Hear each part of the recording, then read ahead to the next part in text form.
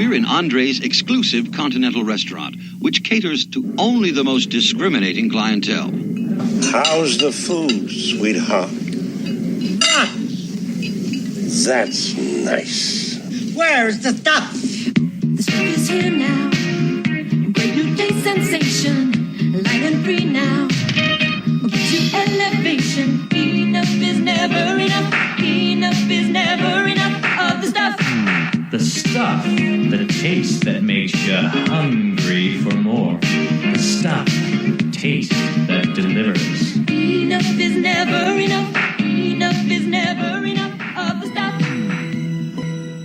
And welcome to another episode of Invasion of the Remake podcast. I am your host, Jason Bishop. I'm going to open with a bit of an apology for the last couple episodes. We did have some sound degradation. Degradation. Thank you. As well as my own tongue. And we got all that fixed now. That shouldn't be an issue anymore, we hope. That said, things happen. It is what it is. So, with that out of the way, again, apologies for that, but we're back. And we're back with the stuff this week. We're going to go through that movie, remake it, and, the stuff is...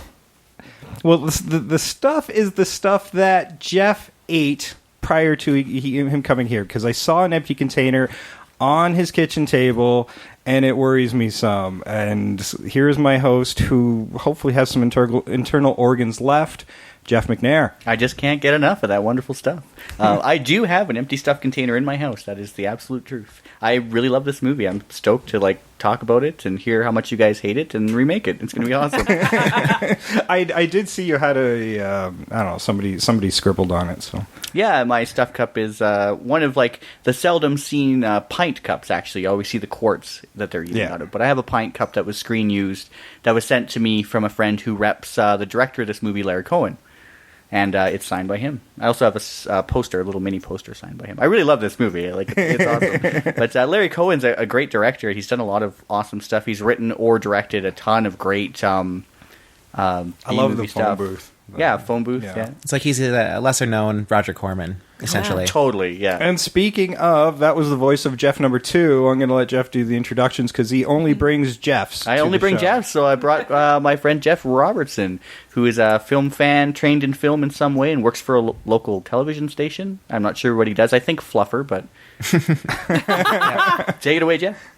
I'm Jeff. I'm a friend of the regular Jeff on this podcast. And yeah, as he mentioned...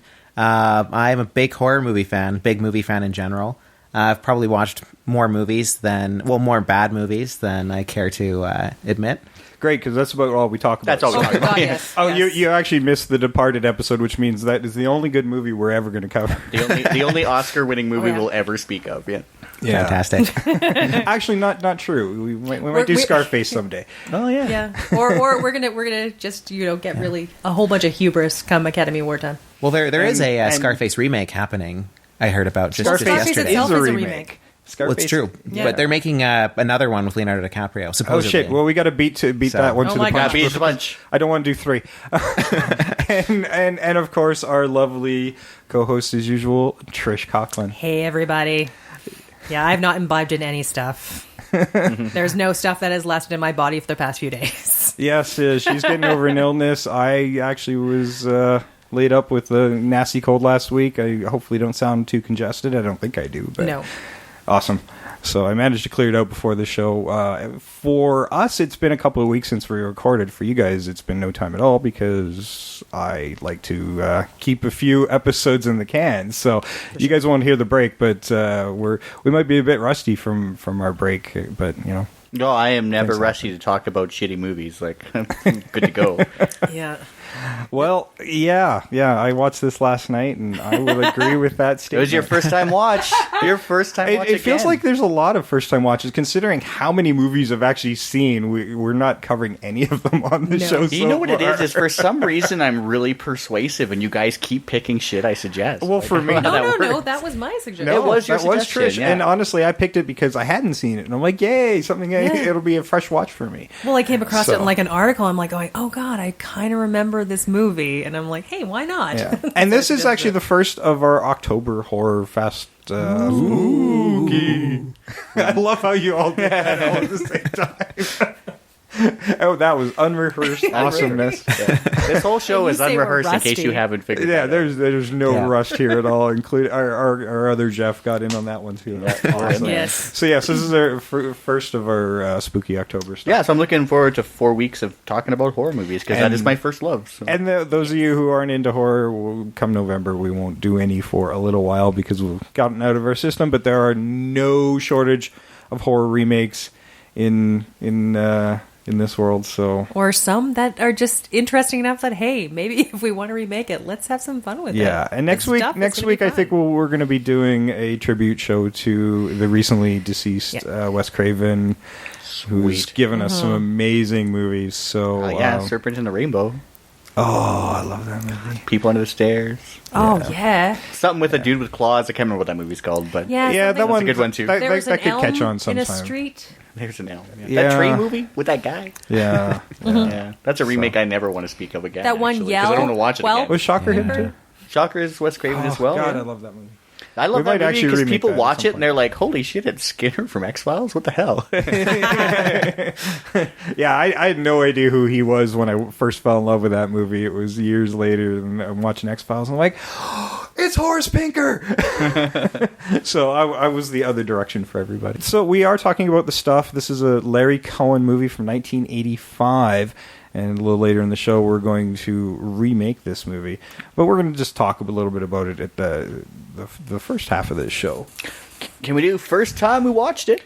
Well, we already know when mine was, so Yours was yeah. yesterday. That's actually becoming the same in every show. Yeah. Jason watched it for the first time. Yesterday. I rented it on VHS, of course, in probably about, I would say, 91 or 92. I'm going to say stumbled that's upon it. most people's first watch because this did have a limited theatrical release and pretty quickly went to Yeah. video. It didn't get a very broad release, so I'm going to say the VHS or the later Anchor Bay release in 2000 is probably the... Yeah, the DVD release. Oh, no, yeah. I If was someone like- got sucked into that cover, the VHS cover is really great. You guys should Google it. Like, it is a great cover. I couldn't resist it. I worked in a VHS brilliant. store, and I did remember the cover when I saw it. It was a great cover. For anybody who doesn't know, like if you're looking on Netflix or anything right now, or like iTunes, trying to figure out what you're looking at, you are missing the mission that we all had. Like when you're renting stuff, like the cover was what got us, like 9/10 of the time. And it really did get us because whatever was going on in the cover was never in the movie. Oh no, no, and the brilliance of the That was the cover. 80s, too. Yeah, the brilliance of the cover too was the description on the back, which always was just an incredible authorship of magic and wonder that had nothing to do with the movie. It was great because everybody who was doing covers knew they're like, we have to get people to watch this. Let's just kind of get them an idea and then just Yeah, put that to when the you're side. in an ocean of VHS tapes back in the, well, even in the 90s, but in the 80s where... Or even DVDs. where things were coming out all the time and things actually were coming out directly to video because that market was so huge. They would really spend all their budget on a great cover painting and then the movie would be And a half great that description. budget. Yeah. The description of the back does amazing stuff. I feel like taglines is kind of a lost art form nowadays. It Oh, totally sure. is. Oh, sure. The tagline on my VHS is, "Are you eating it or is it eating you?" Yeah, and my VHS tape is actually older than Jeff, so... I was about to ask, I'm like, with our guest here, Yeah. was our guest alive when the stuff came out? No, he was not. I was not alive when the stuff came out, no. All right. But his he's caught up a lot. His wealth of He's knowledge got a in lot. horror is amazing. So. I would have been 12, so I would have been too young to watch it when it came out. I was 11. I watched it when I was 12, like in 92, for sure. Yeah. And then as soon as the video store caved and let me buy the tape, I purchased the rental, and then later on the Anchor Bay, and I stupidly sold that movie because it was on Netflix for 5 seconds. I do regret selling a lot of my VHS stuff because a lot of that stuff does still to this day doesn't exist on DVD. So. And I wish I had a Region 2 Blu-ray player, or Region B Blu-ray player, I guess. Yeah. Because in 2014, they had the Arrow the release? Arrow release. release. Yeah. Yeah. It looks great. Yeah. I have a DVD player that can play PAL, Ah. but it is a nice. direct port over from the Anchor Bay release. So Yeah. There's nothing really Still, special it about would be easier to find a region-free player than a copy of that Anchor Bay DVD. Like, I haven't seen one in a while. Actually, you get those really dirt cheap DVD players, like $50. They don't bother Putting coding regions that on it, stuff. no. That's why it plays pop. That's where you go. I also heard rumors that there was a Midnight Madness release of, I think it was Midnight There was, Madness yeah. of the stuff as well. Really? Yeah, there I've was. seen one on. I picked one up once at a Zeller's, which is no longer around. But they had like one of the Guillotine films, which is like the shittiest transfer in full screen of anything ever. And it was I got rid of it. I really wanted it on DVD, but it was awful. I hunted down a VHS copy because it was better quality than the Guillotine release. Yikes. Yeah, it was painful. So where was your first go on this one? Mine was the same, Yeah. like the VHS, but it VHS. wasn't in the 90s. This was like full-on 80s. I was a child Yeah. watching the stuff. No idea why my parents let me rent this one, because this one really did mess with my head. Like, this scared me. I remember I think that's why I remembered. I'm like, oh yeah, this is terrifying. This will keep her from eating sugar for the rest of her life. Yeah, I'm off No. yogurt. Well, yogurt. Any Yogurt, type of yeah. yogurt. I had yogurt in my house. I am not eating it right now. It makes me very uncomfortable. Oh, there's living organisms in yogurt. Yes. Oh my God. And this is bread. amazing. Yeah, that was like the best argument ever. I He's know. like, it's alive. It's okay. It's Lots alive. of stuff is. Oh, yeah, that's true. And the undone trope that was like really big, like in kind of the 80s, where you have the child who is like, there's the protagonist child who knows what's going on. Yeah, because the horror movies are like marketed to children. And it's kind of funny that we've gotten away from that. But like growing up, there was always that relatable character. Yeah. That's why kids never typically die in horror movies. Sometimes they do, but No. typically they don't, because that's the person that you're moving through the events with. Oh, for sure. And Yeah. it's always the adults. The adults don't know what's going on. They don't understand, and they're not listening to you. And it's like you against the world. It's like it's that theory of like as a child, like you're getting your own independence, but society's like just stomping down on you. Totally. And can we speak to the level of parental aggression that exists in this movie? Like, Holy cow. they're the most abusive parents I've seen in a movie that isn't an after-school special about abusive parents. I watched this movie very, very briefly with my wife, and as we've mentioned in podcasts before, she doesn't like anything, but she even commented on how abusive and aggressive they were for no reason. Like, the kid wants a midnight stack and practically gets beaten back up the stairs to the bed and then treated like shit in the morning. Like, Well, I got the feeling for that sure. you're sneaking some stuff. You know, they're already They're the rest of protective. them are hooked, and he's come down for the midnight snack. He's obviously not had it, and he opens the fridge to see this it thing moving. oozing back into its container. Yeah. Like he's terrified, and he's like telling him what's happening, and then I don't know, and they just fly off the handle it like for They no waste no reason. time setting stuff up in this movie. They don't have time. They to don't waste even time. they don't even bother Nope. setting up in many cases. Oh, well then let's Yeah. like where they first find the stuff. Yeah, The greatest scene in the movie. Yeah. Oh, okay. You gonna run the trailer? No, Not bother? yeah, well, no, we can run the trailer now. I thought we'd run it a little later, but we can run it now. Warning. We interrupt this presentation with the following urgent message regarding the stuff. If you see it in stores, call the police. If you have it in your home, don't touch it. Get out.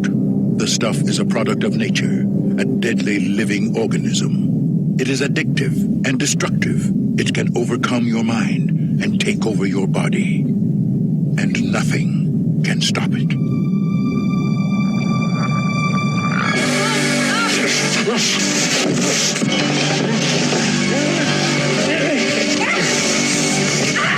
Are you prepared to say on the air that you've actually seen people devoured by the stuff?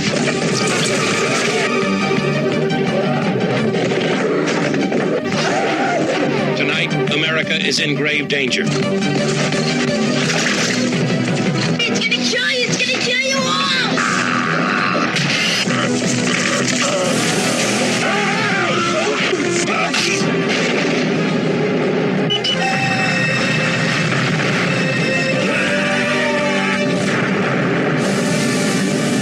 The stuff. You have been warned. We have been warned. I'm going to name drop here real quick. I was at a movie screening last Friday here in Calgary, and the Night Terrors Film Society brings in like B movies and bad movies and screens them. So they showed Street Trash, which is another fine movie that hasn't seen a remake yet. But they actually ran a 35mm trailer of the stuff. That's awesome. Which was really a treat for me anyway. I was very excited. Nice. That's awesome. Yeah, it was cool to see it on the big screen because, like you say, limited theatrical, right? Yeah, I wish we'd decided to do that before then and gone to the theater to see it. But anyway, so yeah, okay. When they dig up the stuff, well, they don't even dig it up. It's just bubbling in the ground, bubbling out of the but ground. Yeah. It was like a mining petroleum company. Yeah.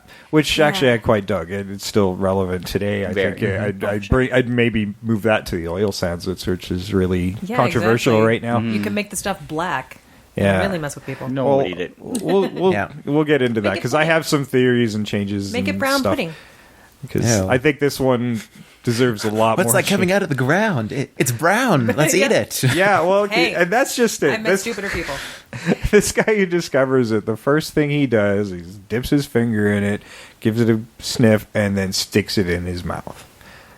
So I got to tell you right now, if it was brown, that probably would have never happened. Nobody would have looked at it, and this movie would have never happened. Yeah, but it was pleasant, white and frothy. But white stuff still, I look at it and going, no. If it's like goopy, bloopy stuff, I'm not doing that. Well, it's like white ice cream. Yeah. Soft serve. From the ground. Soft serve ice Fluffy cream. marshmallow. Steaming soft serve. And the only scene in the whole movie where it actually looks like it's boiling. Yeah. Yeah, he eats it. And then he tries to force it on another guy who was really aggressive about not wanting to eat snow. Yeah, it's like, are you eating snow? I don't eat snow. There's no snow actually on the ground.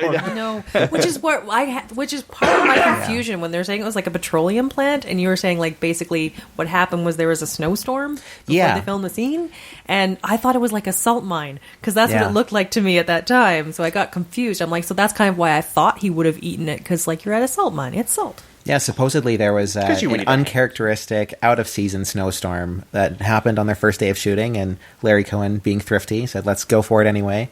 I'm not going to waste all this money bringing people out to the site and not shoot anything.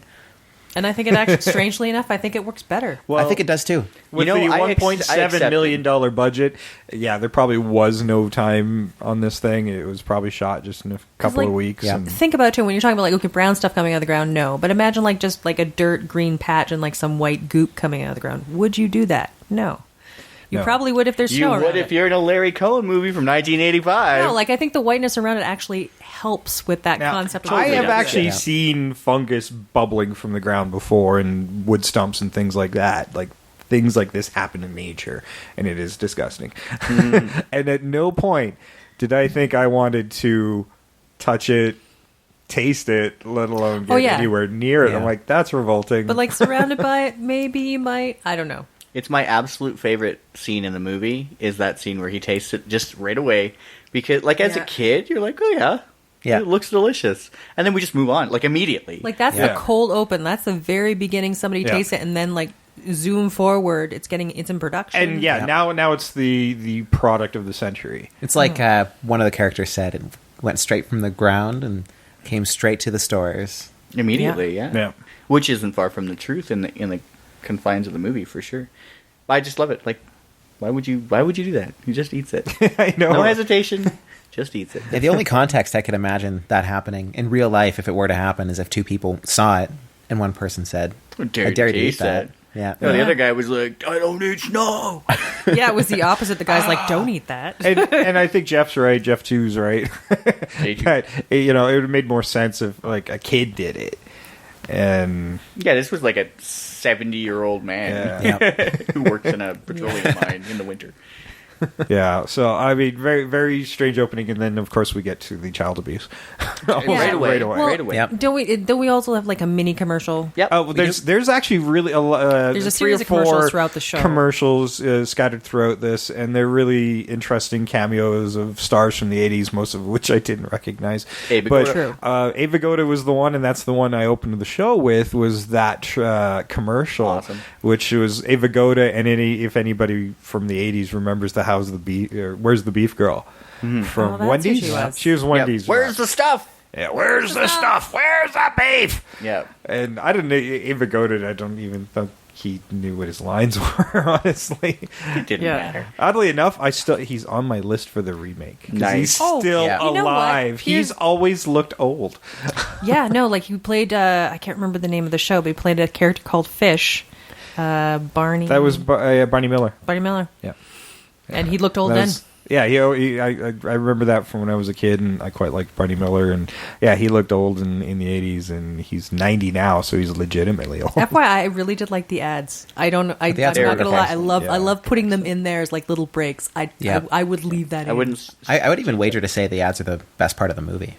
But I'd give that to debatable. You. I would leave that in. You can put it in like just cut up like the certain acts. You could do that. Did anybody find the fashion show a bit weird? That's the problem. Okay, that was the only part, but that was part of a scene which I didn't quite get. Like they have the ad where they're in fur coats and swimsuits eating the stuff. I have never in my entire life seen anything to this effect ever. No, running a runway in bathing suits and fur coats. So big fluffy fur coats. So you can't really see the bathing suits anyway.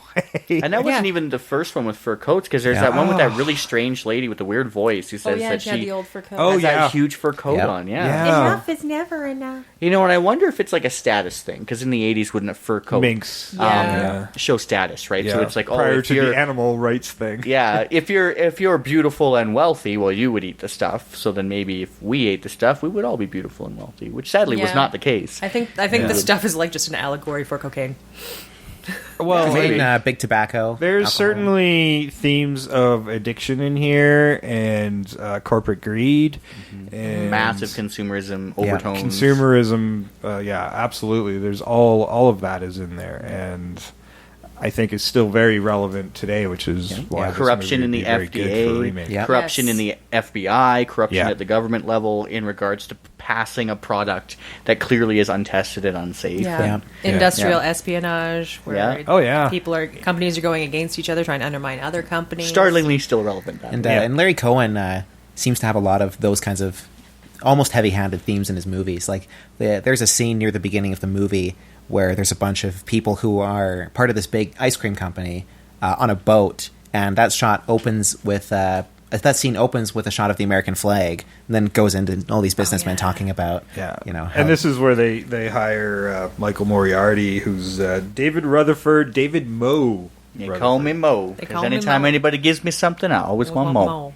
Yeah, I love this character, and he's been tossed out of the FBI. Forcibly removed, and now he's into corporate espionage from the ice cream conglomerate, the ice cream moguls on their yacht. I'm sorry, to me is what is kind of the inconceivable is he is like a corporate espionage spy. He does industrial saboteur. Like he's not a good guy, but damn it if you don't like him. Well, he's Southern schmarm all through this movie. He's a good old boy. Well, the worst part is like even even if he's like undermining all these companies, he's doing like a bad thing at the very end. I think he makes that choice. Is like this stuff is bad for everybody. So like, I guess that's where the heroic part comes in, where he'll use his skills to like undermine the whole stuff company. They really speak to how disreputable a character he is, though. Yeah. Like, they name drop some big people in the 80s in the government level, and he's like, oh, I got a bad name with them, I got a bad name with this. And he's still, he's super lovable. It's because he's so charming.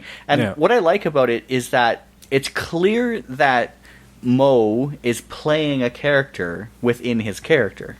Mm-hmm. And one of the greatest lines in the movie speaks to that, where he's meeting with the ice cream moguls, and they go, oh, you're not as dumb as you appear to be. And he goes, sir, no one is as dumb as I appear to be.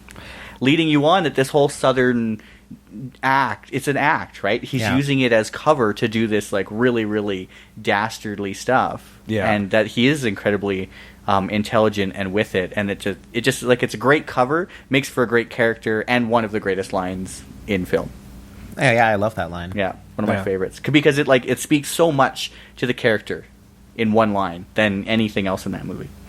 Yeah. And one thing I was reading was, in making the stuff and with all of his movies, Larry Cohen kind of would let things ebb and flow, let things happen as they happen, and the movie kind of formed itself as they were making it. And I got the impression that Michael Moriarty, with his character, a lot of what he did was improvised, and he kind of created his own character, and kind of that influenced and formed the story based off of the sensibilities he chose to portray as Mo. Like his reactions to it is like not so much the script, but how Mo would react to that situation. I got the feeling that there wasn't so much of a script as an outline. But Oh yeah, like it's like a page outline. There's the stuff that you eat, and as you eat it, it takes you over, and then you have to go work at like the factory. Yeah. And this guy investigates it, and now go. Yes. And he does. And Michael Moriarty is a really excellent actor. And I loved him as Ben Stone in Law & Order for like a million seasons. He's fantastic. 80-some episodes. I can't even remember what he did. I know. Yeah, he's really good. So, yeah, he's the glue for that movie, for sure. Absolutely. Yeah. Okay, so he's hired by the evil ice cream conglomerate of the U.S. Oh, yeah. I can't even say that. They even say, we got to make the world safe for ice cream. Again. Yeah. I know. Oh, but you gotta leave that in. You gotta. leave it in. It's so bad. It's wonderful. It is so bad. But I want to see it like to be current now with like the Haagen-Dazs guys and the Ben and Jerry's. But you know, guys. like the scenes with the kid too are pretty bad because after he sees the fridge, he's just adamant doesn't want to eat it, and we get to some of the most interesting forms of child abuse I've seen. Yeah, yeah, you have to eat this. Yeah. stuff. Starvation, isolationism. Yeah. If you want to rejoin the family. Yeah, if you want to rejoin the family, you'll eat this stuff. yeah, Also, we're not going to feed you, and you have to sit up in the dark on your Star Wars bedsheet. yeah. Okay, the coolest room. We've Yeah. given you everything you want. And his older brother's really upset about that. Oh yeah, Strangely enough, his older brother, the least abusive. yep. Yeah. He's emotionally abusive. Yeah. But his real life older brother, so there you Yeah. Yeah, okay, yeah. So maybe there was some legitimate beef there. And I love the like overall arc of consumerism in the movie, which I think is the point. Yeah. Yeah. Oh, And for the sure. commercials are a great part of it. But when I can't remember the kid's name, Jesse, something like that. Something. He comes downstairs to like trick them. Yeah. It's Oh, yes. Jason. Sorry. Come on now. How Could you forget that name? It's the best name ever. The kid, no, Mo. Remember Mo? But Mo, yeah, so yeah, he Mo. comes down and they're all sitting there, and it's like the kid is the older brother's playing whatever video game, Yep. and the mom's doing whatever, and the dad's sitting off to the side, like might as well be smoking a pipe or whatever. And it's like straight up a Nintendo advertisement, Absolutely. Yeah. and it's structured like one of those early family. And a lot of the family's dialogue is very much like commercials. yeah, but he calls them Yeah. on it, Yeah. which I think is Yeah. really great. He's like, "Why are you talking like you're in a commercial?" And Yeah. yeah, so it speaks to like the strong influence of consumerism in that movie, but probably in real life too. And even when he smacks the stuff off the table or out of someone's hand, it's all over the wall. The mom's scrubbing it, Yeah. and Oh, she yeah. says, "It tastes great. It's low in calories. Doesn't even doesn't spot." It doesn't even spot. It And doesn't he even doesn't mark like up it. the walls. Like it's just insane. That was the best when he knocks it off. And she's like, "I hope it doesn't stain." Yeah, and then the mother's eating is like going, "Oh, I feel great. I've lost 6 pounds I've so lost far." 5 pounds. Of course, it's eating you from the inside, dumbass. And it's just short of them looking into the camera, with the stuff in hand, like in terms of how much of a commercial like they're acting like. Yeah, totally. Yeah. Yeah. They might as well be like. Oh, you could have Yeah. easily framed it with a logo and been Yeah. done. Well, and the whole part of it too is like there is a lot of abuse, but the other part of it too is like, no, we're the happy family. Like everybody consuming the stuff, they're nice to each other, they're happy, they're playing happy families. Like, oh look, the stuff has saved our family, like in a creepy way. Like it's insane. Like, but then the one person who isn't doing the stuff, like, oh god, well then you have to be outside. Yeah. Almost literally. Like, I'm surprised he didn't chain him out by the pool. Yeah. Yeah. And I like how they said you keep missing school, you're not going to miss any more school. So what's he do? He goes to the grocery store and causes havoc. Oh my god! Yeah. Yeah. In one of the most insane that went on a long time. I'm like, he's like 12. It took you that long to take down a 12-year-old? And he had where'd you get that rake from in the grocery store? I don't I thought know. it was a mop. That was a rake. Oh really? Okay. And he that must have been US fun grocery as a stores. kid to Must have shoot that scene. awesome. Would oh, be for awesome. sure. Yeah. Trash the all whole this scene shit. trashes the entire And store. not only does he knock over all the containers of the stuff, he smashes the glass to the freezers and cold Yeah. cold rooms. And I love the big piles with the guy where he like wails it with that rake handle, and I swear he was going to hit that dude. Like, Yeah. there's a lot of emotion in that scene. Yeah, and then they And- take him down, and the stuff is really slippery. You notice they're all sliding all Yeah. over, Yeah. trying to pick up the cups and stuff. And also, yeah. you talk to the consumers and all, how much at that store was taken up with freaking stuff. And actually, Yeah. he's doing everybody in the store a disservice because, he's destroying this stuff, making sure nobody can buy it. But everybody just falls to the ground and starts scooping it up into their mouths. Yeah. And it's like, okay. And nobody's thinking, crack hey, cocaine. is this wrong somehow? I'm eating stuff off the floor in the store. You know, earlier today, a wasp fell into my coffee, and I decided not to drink it. So I probably wouldn't eat stuff off the floor. Hey, you're underestimating how good the stuff is. I know. That's true. You're already being controlled by the stuff at that point. Yeah, it is delicious. Well, you know, there are certain breeds of wasps that have mind control. So that might have been a good thing. Certain bacteria. Yeah. Well, that was it, right? It could be covered in You never know. wasp parasites. You don't know I where don't that... know. Yeah. So it might have been a good thing. He'd be a zombie right now. Yeah. Then again, you've already eaten a container of stuff, so... Yeah, wouldn't make it. Wouldn't make a Yes. difference. No, my stuff cup came empty. I checked.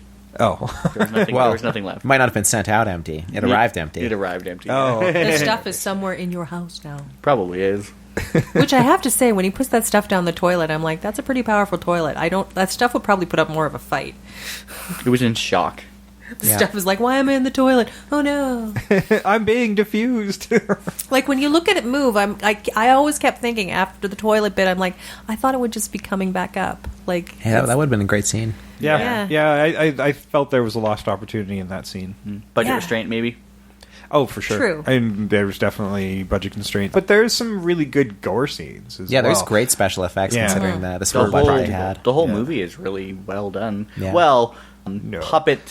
No. What's the dog's name? You remember Ben? Puppet Ben. Yeah, Puppet Ben. That was a little great. Bad. Yeah. I found this one guy's webpage, and he's like, just facts about the stuff, and it was just what everyone involved in the production has done other than the stuff. And a lot of the special effects guys, one guy was did some special effects on The Thing, and one guy did some special effects in the Blob remake, and so there's a lot of very experienced special effects people working on that movie. So I think a it guy comes went through. from the stuff to the blob? Possibly. Maybe. He's The the thing goo to the specialist. stuff. Yeah. The goo Well, specialist. I mean, really, when you look at it, considering it's just white goo that you have to make look sentient and have purpose, they did a fairly They did a good good job job. with a lot of it. They did. I was reading all the different stuff they made the stuff out of in the movie, and Haagen-Dazs it ice blew my cream. mind. Yeah, Haagen-Dazs ice cream and Yogurt, fire extinguisher. Fire foam. extinguisher. Oh, the irony. Ice cream being used Yeah. for Yeah. the stuff. And that's the what I weirdest thought. one of all, ground up and just destroyed like fish bone paste. Yeah, that makes sense. And apparently it smelled awful, and people, I think that's what they used for the scenes where the stuff was obviously chasing people. But apparently people would run away and then go jump in the lake because it smelled so terrible.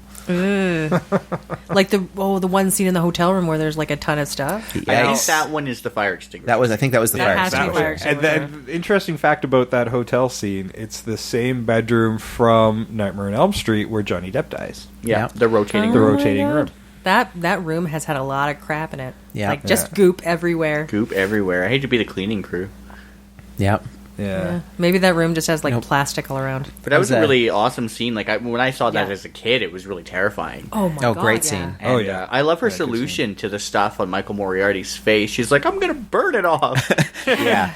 And then later because they're about to like love each other, I guess, or whatever. We and should, some- we should actually talk about Nicole a little bit. She was introduced in that. She was introduced in the weird That weird fur fashion coat show. That swimsuit weird fashion fashion show. show. She was like scene. the director of the stuff commercials, and she was Yeah. also the spearhead of the branding and advertising campaign. Marketing executive. Marketing Yeah. executive, yeah. FYI, branding of the stuff, fantastic. Yeah, really well Absolutely. done. She really did a good job. And Mo just charms her right away. And He's next charming. time she shows up, they're Yeah, she's pants They're off. together. and Yeah, everything. they're together. He even tells her like I'm an industrial saboteur, and she still bangs him. Like it's still. It's all right. You know why they call me Mo? Because when I see you, I want Mo. Yeah. Very good. Yeah. Very good. I can see how that happens. So yeah, I mean it happens super fast and yeah that It's as contrived as the relationship in the African Queen with yeah.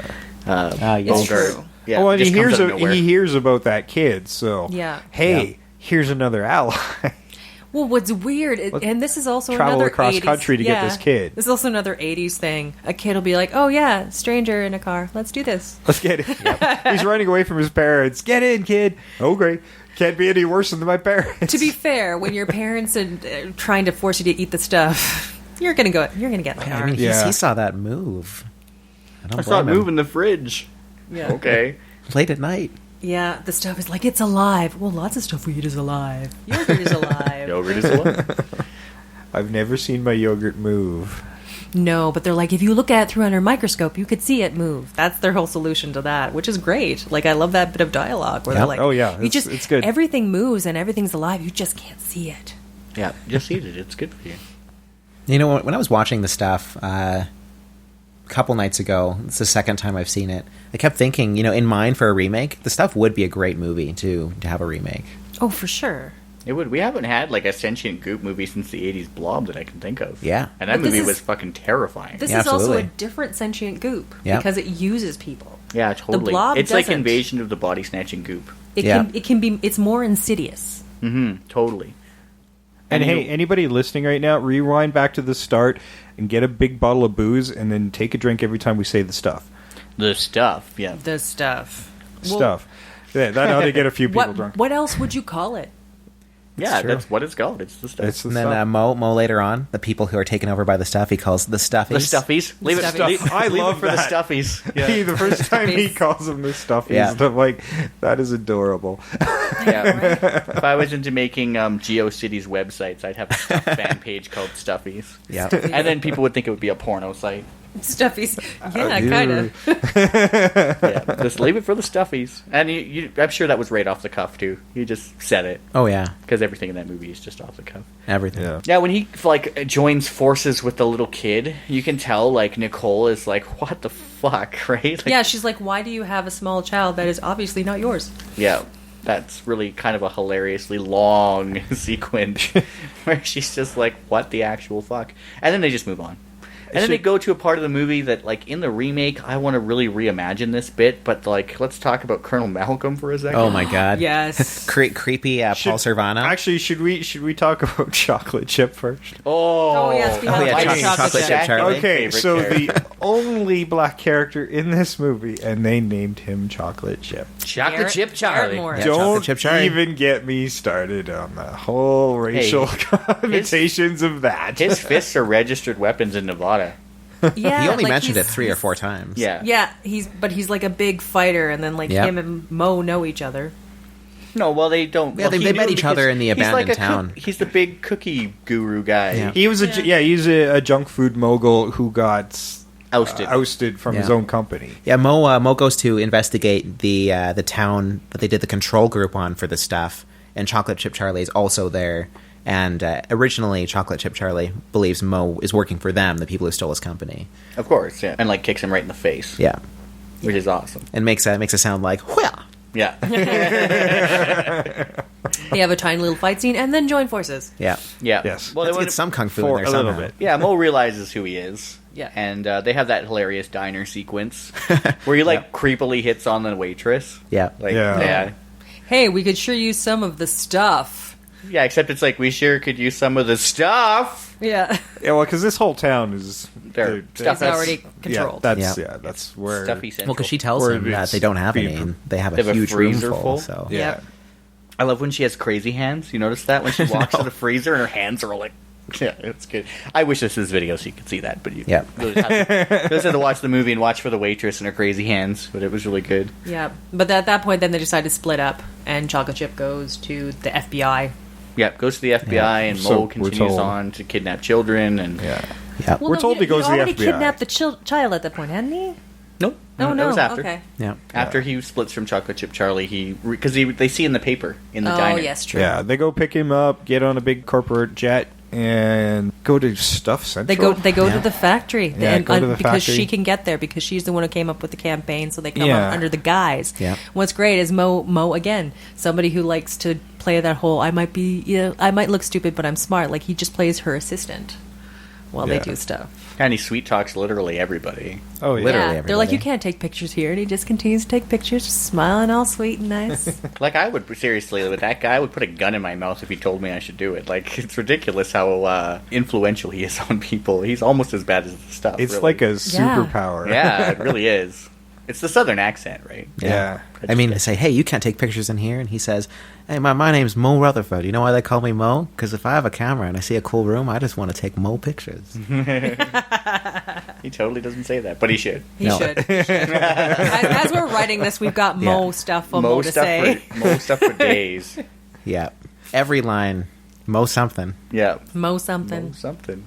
So yeah, they're at Stuff Central trying to find out where the stuff is coming from. And she's like, well, can I see where you put the ingredients together, where you manufacture it? And they're like, no, we can't show you that. It's all a big secret.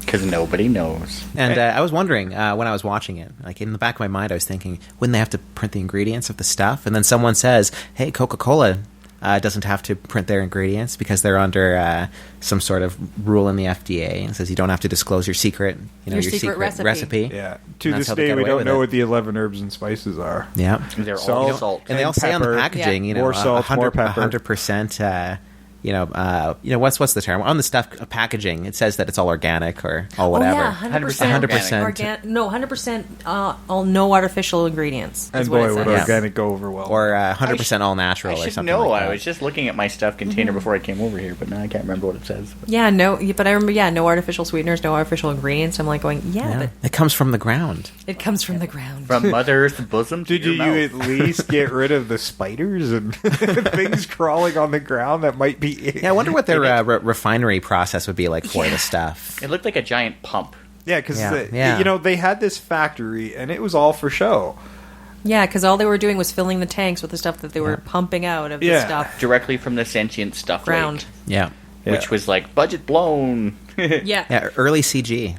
Was it CG? Yeah, it was, and it kind of blew my mind because you think early, 1985 CG, and you think that doesn't look good. But it was superimposed, but I don't think it was CG. FYI, it didn't look CG to me. But I thought it was. I was waiting for the stuff to wave at you or something. Yeah, it had kind of like faces though, like coming. Little mushrooms is what it looked like to me. Yeah, little boopy mushrooms. I don't know. My tape's wearing out a bit, so it was a little bit grainy. But I always thought it looked like faces.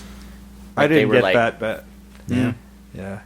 I'd seen this stuff before. Actually, Jeff showed me the stuff only a couple years ago. Yeah, I lent it to you guys on VHS. So a couple days ago was the first time I saw it, not on VHS. That's been watched a million times, and it's a different experience for sure. When it's cleaned up, yeah. I think, and just has nothing to do with this stuff, but just in general, some of those old horror and schlock movies, like the degradation of the tape or the lapses in the ability to shoot in high definition really add to a film sometimes. Because watching the cleaned up DVD version of it, had seen a couple of clips on YouTube with you could definitely tell, and I was actually a bit disappointed it didn't look like that when I watched the cleaned up version.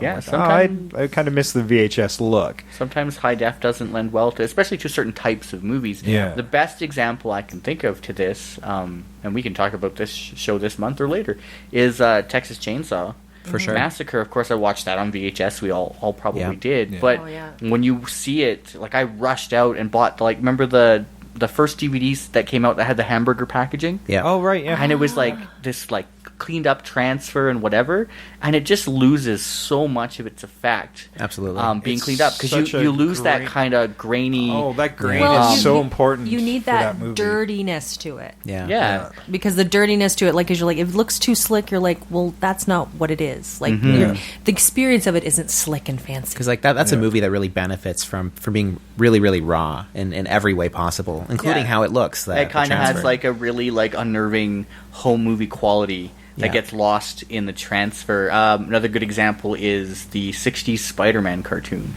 Yes. Of course, running that in reruns on a 30-inch tube TV, it's kind of grainy and shitty, but it's charming, and it's from the 60s and has awesome music. And then that DVD set came out. Every network's and it was the tapes worst. were so worn out. Yeah, I don't know if you ever watched it, but cleaned up, you just see how shitty that show is. Oh yeah, absolutely. And I remember I rushed out and bought the DVD set of the 60s Spider-Man thinking it was going to be so great, and I sold it after the first disc because it was cleaned up, just made it look like shit. Because there's definitely some things that benefit from having some things hidden in quality. Yeah. As soon as everything's blown up and cleaned up, you start to see all of their mistakes. Yeah, you're hiding the flaws in that grain. So well, and the thing, this one, it's just like that amorphous blob. That's what it's supposed to be. Yeah. You don't want you're not supposed to look too close. You don't need definition. Yeah, with, you don't need blob. to be right up in front of everybody. And there's something to be said, and definitely the filmmakers of the 30s and 40s got this. Shooting Audrey Hepburn and Ingrid Bergman and everybody in soft focus, and it adds kind of a surreal fantasy element to stuff. Even things like, like Casablanca, that whole movie is in soft filter. Yeah. And it looks amazing, and you just, like, you can suspend belief and enjoy the story. And sometimes when they take that away, especially in fantasy movies, especially now, like the recent Hobbit movies. Now, I love Peter Jackson to death, and I thought that the Lord of the Rings movies are probably the best series of films in our generation, as far as like storytelling and quality and whatever. But those Hobbit movies are so cleaned up with that new frame rate and everything. That it kind of, you can see the felt in Gandalf's hat, and it kind of looks like a bunch of guys playing Dungeons and Dragons out in the field. And I think it takes away. You watch that, and I think why people aren't fond of that look is because we don't see that way. We focus in on what we're looking at. The background gets soft or foreground or whatever. When you're focusing on something, you back in the day when they shot movies, they thought of that, and these days everything's so clean and focused, no matter how far away it is or up close, and it's too much. It's actually too much detail. I also noticed an exceptional lack of dragon in all of those, but that's just my own thing. Yeah, holy disappointment in the third one. Hey, we're like gearing up for 2.5 hours for this final fight. The first I honestly, one, I was sitting there, I was so angry. Actually, she felt that way about the stuff as well. Not enough dragon. Not enough dragon. Not enough dragon. There's not enough dragon. It's the TIFF rule of movies, not enough dragon. To go back into like the stuff, like when they're back like to the super stuff, and you see the pit of stuff, like. I don't know, like, if you were to remake it, do you want an origin of where the stuff comes from? No. I talked about this at length with my wife today, because we talked, oddly enough, over coffee about the stuff, and how, she was suggesting, and it's a good idea, that there is a food product that exists. I want to say maybe it's margarine or something, but it is a petroleum byproduct. Margarine. Margarine, okay. So say there's this petroleum byproduct, and it's delicious, and you could package and market it exactly like they did margarine. But hey, wait a minute, this stuff will take you over. Yeah. And so that she wanted to focus at that aspect of it and make it kind of like an evil corporation, anti-petroleum industry, very trendy kind of thing, right? I could see maybe if you remade it, if you wanted to come up with an origin that maybe it is a byproduct from something like the new process of digging in the oil hydrofracking was my thought thought on that. And the thing with that is like that's great and would make for a relevant movie, but I think sometimes something that's lacking from modern horror movies is that fear of the unknown. Like The Thing does it really well. Absolutely. Oh, there's this thing in the ice, and we've dug it up, and now it's killing us. What is it all about? Well, we don't have time to figure that out. And I like the in this movie that, is it sentient, isn't it? They never really go out of their way to say it. Yeah. Is this just the body's response to this programming? I mean, we know of certain funguses that do that to ants, that program them to go to a certain type of soil now, zombie-like. And apparently there's something like cat feces that can actually do that. Yeah. And for the whole message of, the movie is kind of going for people make more about making money than about what's healthy for people. Mm-hmm. Yes. And the whole question about where does it come from and them not caring, but they can make a lot of money off of it, so they just do it anyway, speaks a lot more to the greed and the... I like that idea as well. I think the only thing that I was struggling with at the end, which, I mean, they kind of address, where it's like there's an underground, like at the very end, where they have the underground people who are selling the stuff, selling the stuff. Oh yeah, it just goes black market after it's been outed. It just goes black market, but it's like sort of like after that whole thing, like nobody's looking to figure out how to, get the stuff or get rid of the stuff, or it just disappears from people's minds. Yeah, but it doesn't, because they want. It's like cigarette smoking. I always say that James Dean hasn't been cool for a really long time, and I'm surprised when people younger than me start smoking. Like, why do you want to do that? Yeah. And it's like, it's destructive. Yeah. But you still want it. Yeah. And it's the same with that. That's what I think the end of the stuff is speaking to. It's like these products, these carcinogenic products that exist now that we use. You could argue alcohol as well and stuff. That it's like damaging to our bodies. And there's been so much speaking out against it. And you're still going to go get it. Yeah, well, like... It's like, why do people start doing meth? Well, Heads up, it's bad for you. Well, that new one, bath salts. I'm like, good God, what that does to people. after a couple of uses, your flesh is melting off, and it's disgusting what this thing does to you. And there's like another drug I can't remember they cut with like something. crocodile. And You know, your is that flesh would one be or eating. two Yeah. highs? Is that worth that? Like, I wow. don't think so. I But don't yeah. think so, but damn. The stuff for being, as much as I love it, a kind of second-rate B movie, it really has a lot to say. It really does. And that's Yeah. why I think this is relevant for remaking. My only other question. Yeah.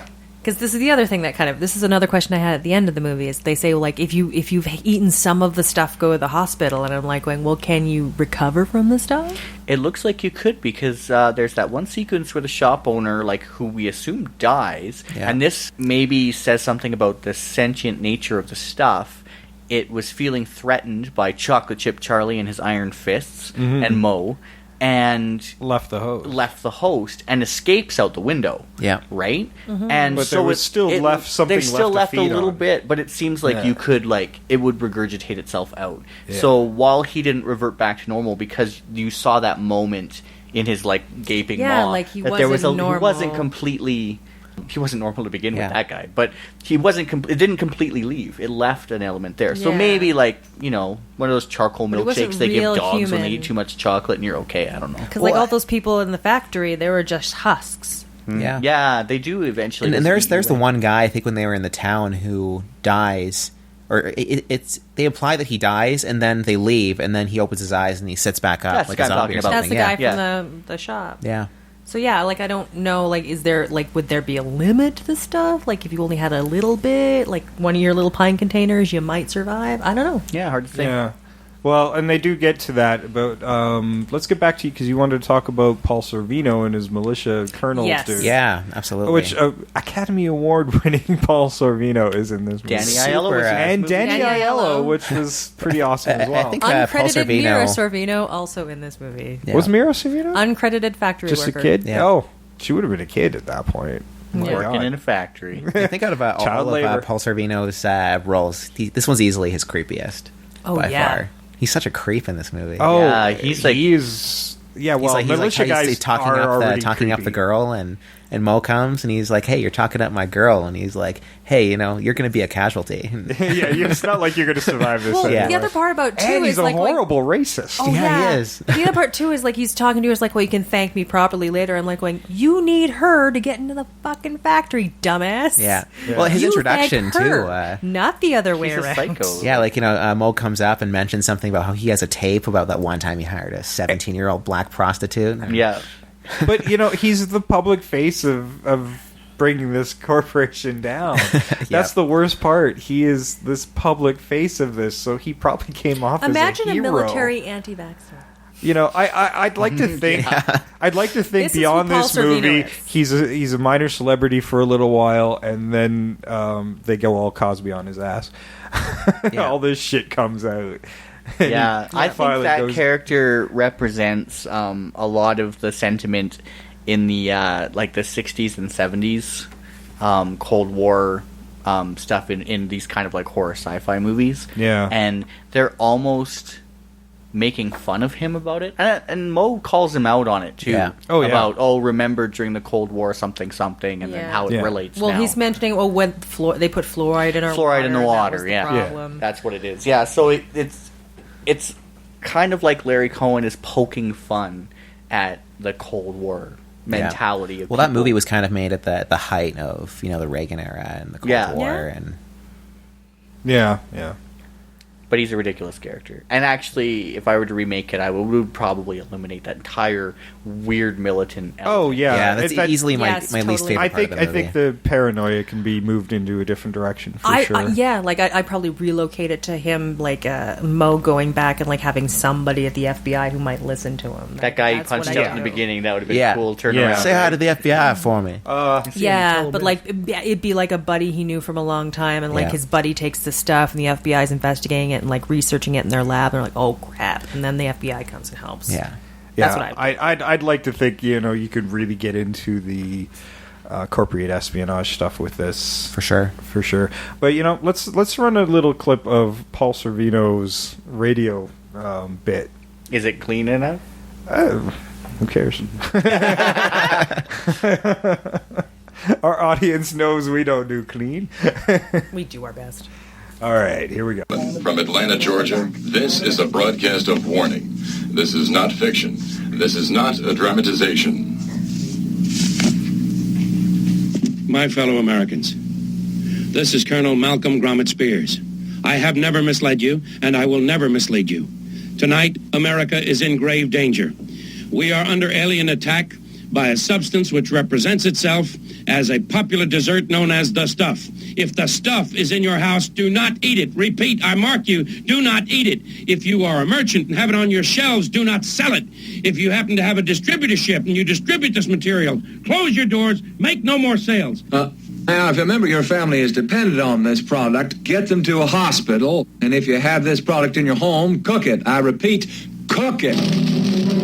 Okay, so, yeah, cook it, fire. Yeah. And, yeah. Even though when they were in the bedroom and she set fire to his face, the stuff was on, Yeah. I kind of got the impression it wasn't really reacting that that's much. what I was No, it wondering. wasn't Like, reacting it didn't that seem. much. I didn't get the impression that fire was helping in any way. Yeah. No, even when the whole room was engulfed, it kind Yeah. of was just escaping. Like it wasn't really Yeah. dying or anything. Right? Yeah, I think that would be the only thing I'd have is like just have a definitive way you could like fight the stuff. Yeah, because there was really no way. They just got away from it. They tried exploding it. Like, I don't know. I think at the end maybe like napalm it. I think this is where modern effects might come in a little more handy. But honestly, if you're burning this stuff on his face, I don't know. I think he'd be a little seared as well. Oh, but- for sure. Yeah. And was that an oil lamp in the hotel room? Like, what the hell even No, was I that? think it was like Kerosene. just no. It was like what she was putting on his face. Yeah. I think Yeah. that was just like some brandy, like some high alcohol. Oh, I thought it was a see kerosene that. lamp. No, I don't think so. Yeah, I thought it was a lamp as well, but I brandy also- would make sense Yeah. in No, a it was hotel a room. fancy brandy bottle. Yeah. Although cooking it did seem to solidify it. Like he just kind of peels it off after that. Again, could be special Effect. effects. Yeah, That's well, the effect thing. the limitation of the effect. And he throws it off his face. Yeah. Like hits Yeah. the wall or whatever. But And you know, I was kind of thinking it's on fire on his face. Maybe it has less to do with the stuff being weakened and more he even more wants to get this off of his face now because it's on fire and it's on his face. True. Fair enough. when they escape the hotel room, he's kind of like, "Don't touch me." When before he was like, "I'm going to get all up in you," and never I got a think chance. that, but I don't know. I kind of took that to have more to do with the fact that like, I still have some stuff on me. Don't touch me.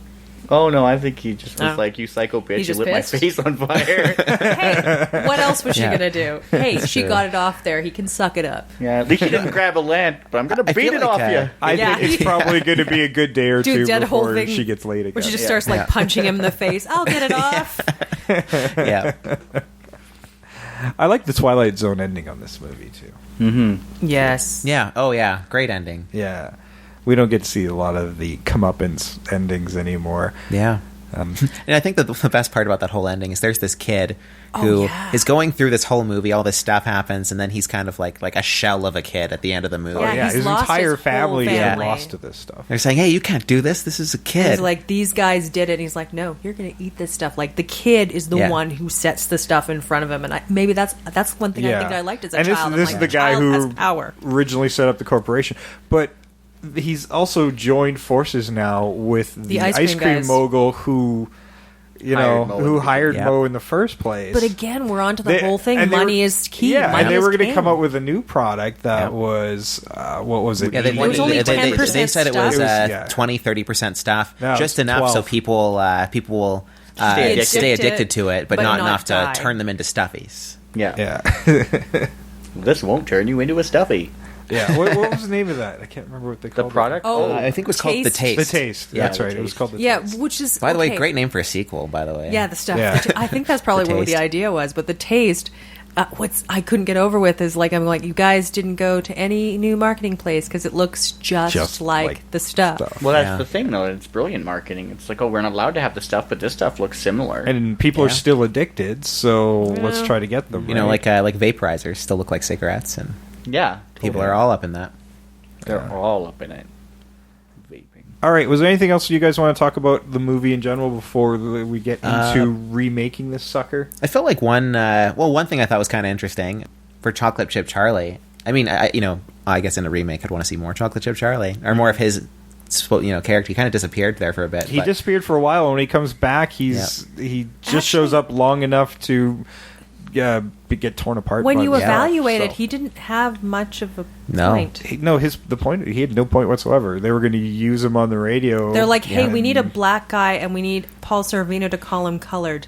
Yep. Yeah. Oh. But That's why he's here. One thing I thought was kind of funny is apparently they wanted to cast Arsenio Hall as Chocolate Chip Charlie. Yes. But they wanted someone more recognizable, so they cast Garrett Morris from the original He was Saturday still Night a Live. fairly new actor at that point. Yeah. And I think Garrett's great. So. Yeah, he's great. Yeah. It's a really solid character. Yeah, it's too bad they didn't do any more. And it would be nice to see, I like In a the remake, surprise. I would have done more with him. That, oh, wait a minute, he's consumed by the stuff. But, where does that happen? Does he just never get out of that town? Yeah. That's what I think. And I want to know more about him in general. Like, he just seems like some dude raging on. Yeah. And, this guy lost an empire. I'd be a little more... That's why he's full of rage. Yeah. Yeah, see, like, I'd like to find out, like, I could see him lose the empire. I don't want him to split up partway through. I want him to be kind of part of the whole bit, because, like, you can see where his vengeance can come about if he stays with these people. I would rather see less of like a faceless military force, in the third act of the movie, and more like, Chocolate Chip Charlie. This is a guy we know who has stakes in the stuff, right? The stuff caused him to lose his business. Or you can do a concurrent investigation with Chocolate Chip Charlie with these ice cream guys, where you find out exactly at the end how they came together. I think the first thing I would change is not call him Chocolate Chip. Yeah. I thought about that for the remake. Well, maybe we can just start talking about the remake. Let's get into it. Let's get into it. Of course, when we do these remakes, we always get into fantasy casting. And for me, at least, I feel like I'm kind of sticking to certain actors that might fit these roles. Yeah. But for me, I just want to create new characters whole cloth. That's what I was thinking as well. Honestly.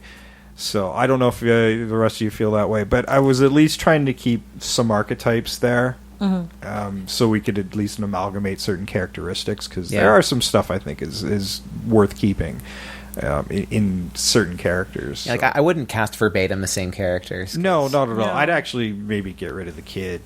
I felt the same way actually about the kid, because it's not relevant into the way that they make movies now. Yeah. We're not marketing to kids. I did cast like as the characters, like in this position I would like these people, but I agree that characters could be a little less one-dimensional, or some characters could be merged or eliminated. Like they really don't make kid actors the way they used to. No. I mean, kid actors in the 80s, they were great, and kid actors now, I mean, I don't know if it's the writers, people just don't know how to write kids anymore. Yeah. Or there just aren't any good kid actors. I don't know. They all think they need to be teen heartthrobs. Because there's like okay kid actors, but not in the way that there was. I had a in the couple 80s. of kid actors on my list if we wanted to do that role, but honestly, I'd rather. I kind of went to preteen. I didn't do anything. I'd maybe amalgamate the Shattered Family thing into other characters. Yeah, I mean, I love the idea of the kid losing his whole family. I'd actually use it as motivation for Moe's character, and as he's gotten so low on all this stuff. I'm not sure yet. We'll flesh this out. Let's get into some of the fantasy casting first, and I'm going to start with Jeff. With me, okay. So my fantasy casting, again, I kept the principal characters like the same. You could retool them, however. For Mo Rutherford, who I think I would keep almost the same. I really like that distanced, arrogant, sarcastic, but like subtly brilliant archetype that he is. Mm-hmm. Yeah. And I was like struggling to pick somebody that could pull that off, as far as like the comedy elements and the like arrogant douchebag elements, as well as the physicality. Like Michael Moriarty is 6'4". Wow. He's a big tall, dude, lanky right? type of dude. And he throws his weight around in that movie. Like, he knocks dudes out with a punch, and, he can take a few hits. So I was trying to think of a guy that can pull that kind of comedy off, but also the physicality of it, and would just come across as a huge douche. So I was trying to think who's a funny, physically able douchebag in Hollywood, and I immediately thought of Ryan Reynolds. And I think that he would be perfect as Mo. Yeah. I could see that. I had a similar way. Yeah, of you could keep on that. Mo's lines the same. Yeah. Ryan could sell them. He could sell them, and he probably could ad lib some really funny shit too. He needs a break. I feel that guy. I wanted to do Chocolate Chip Charlie as kind of like, I like the spastic nature of that character and the sort of funny nature of the character. And I initially was thinking Jack Black. as that role, but I didn't want to like whitewash the movie. Yeah.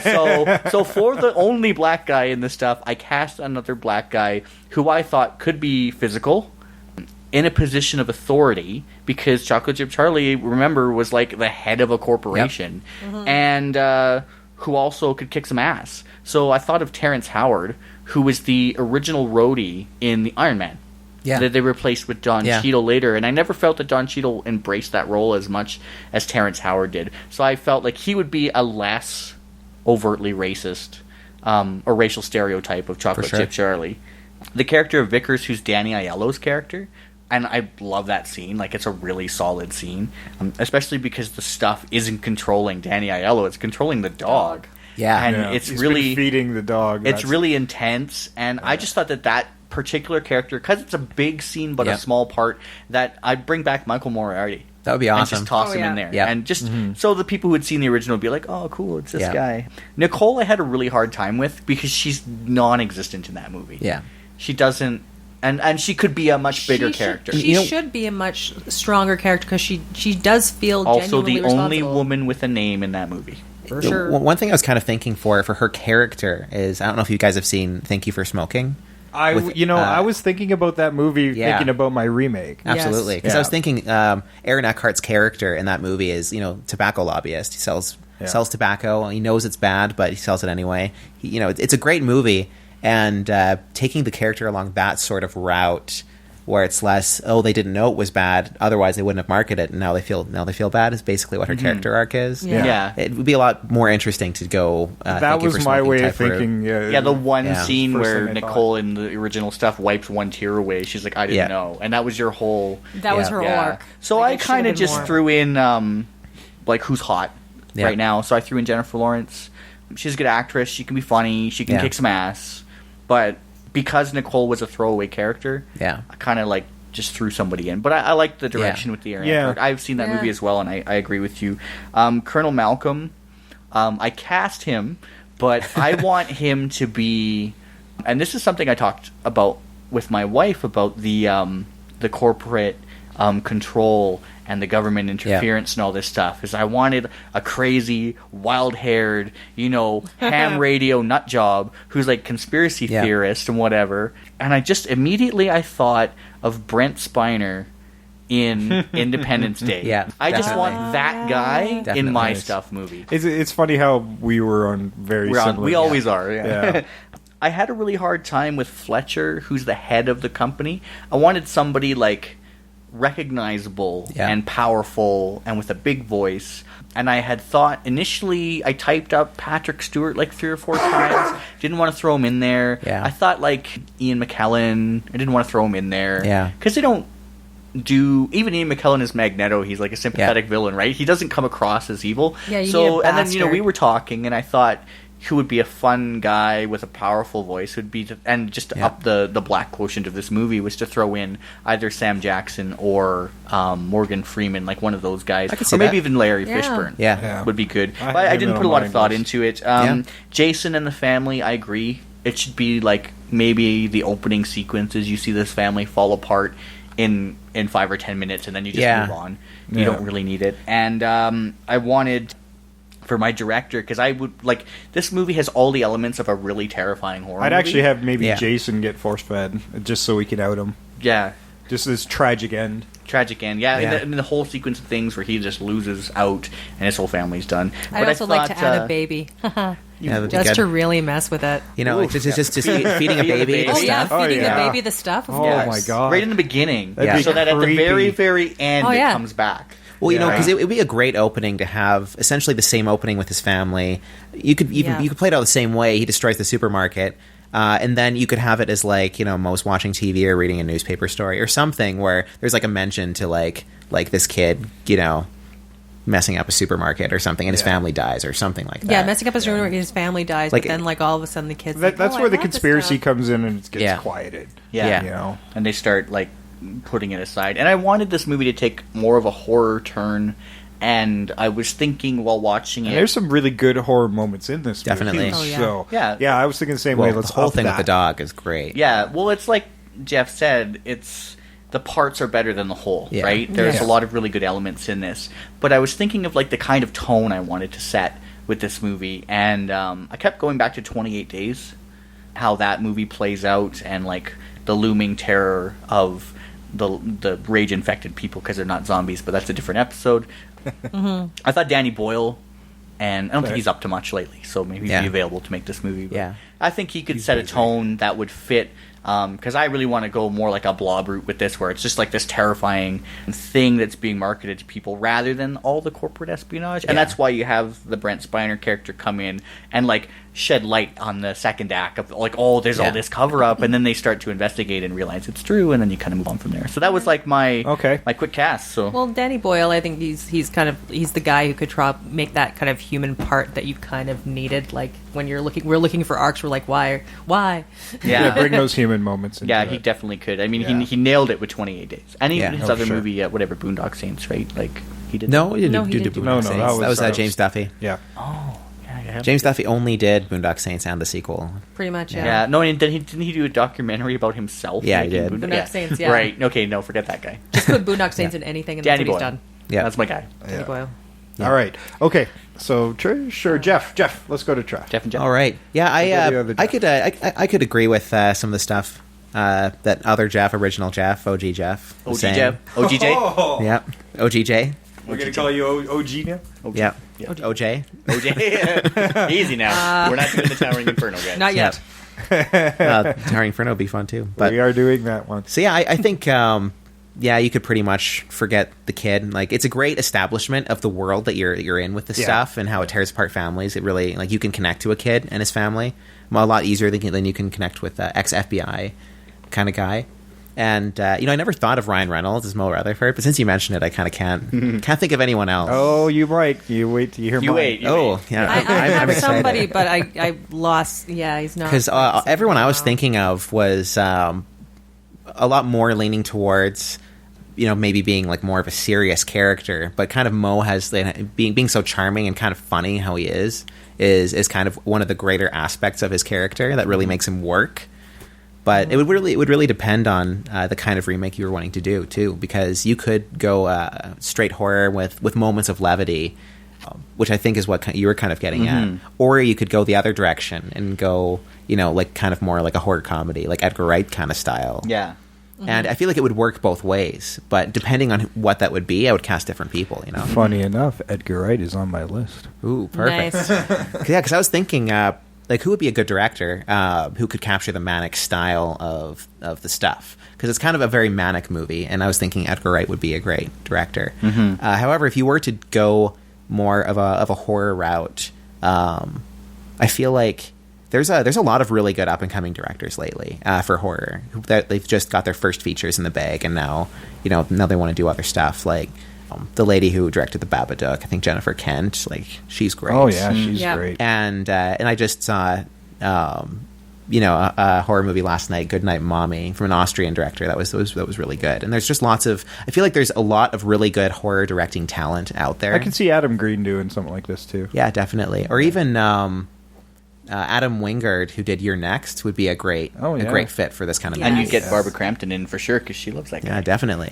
Yeah, actually, you know what? I'm going to say director. I'd go with Adam Wingard, because Your Next was a great movie that had moments that were pretty scary, but it was overall like a fairly light movie. And I kind of feel like that's what a remake of the stuff would be, because that's what the first one's like, right? Yeah, I feel like in terms of a guy who would be the leader of the stuff company, like the owner, the CEO, I was kind of thinking someone more along the lines of like maybe Terrence Stamp or Malcolm McDowell. Oh, I love Terrence Stamp. Yeah. Because especially Terrence Stamp is someone who, like, he kind of has a real air of importance, and he has like that kind of voice. But you could totally buy him being, a greedy CEO of a company, and you could just look at him and get where he's coming from. Yeah, I think thinking of Malcolm McDowell 20 years ago, yeah, I'd be with you. Yeah. But he's kind of turning into Christopher Walken, where he just plays a parody of himself. Yeah, for sure. sure. And he hams it so much Yeah. that I don't think... Like, you could barely buy him as the psychiatrist in the Halloween movies, Yeah. right? Yeah, And absolutely. I feel like his career is kind of going... He's turning into Dennis Hopper, where it's just like, well, I'm a crazy guy, and... He doesn't have any depth of character or whatever. For sure. Not that character had any depth in the original, but there's a lot of opportunity with the CEO of that company. Yeah.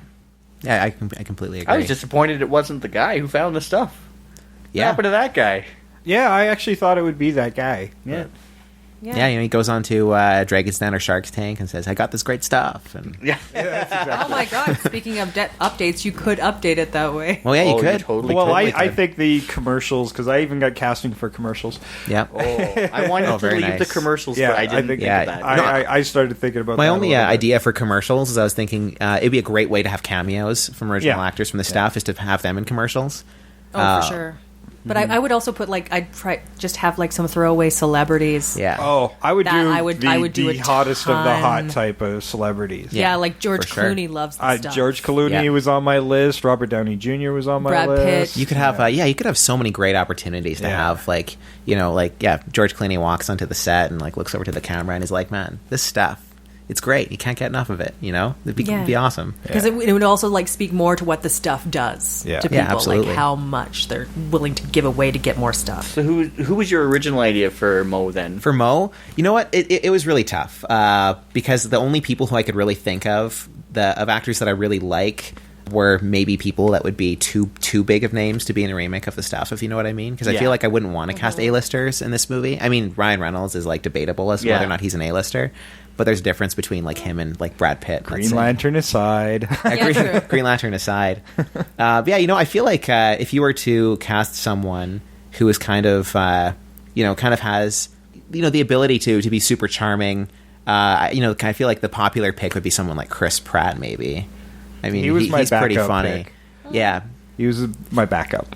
But one actor I think is really great that I feel like could embody it, and my ultimate pick I think would be Martin Freeman.